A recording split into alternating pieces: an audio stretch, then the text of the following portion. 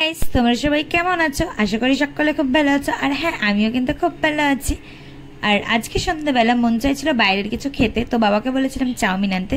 তো বাবা কিন্তু চাউমিন এনেছিল। তো আমি আর বোন মিলে ফটাফট চাউমিনটা খেয়ে নিয়েছিলাম। আর মা কিন্তু বানিয়েছিল চিকেন স্টিক।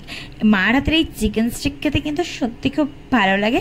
আর রাতে কিন্তু আজকে ডিনারে ছিল মায়ের হাতে স্পেশাল চানা মশলা।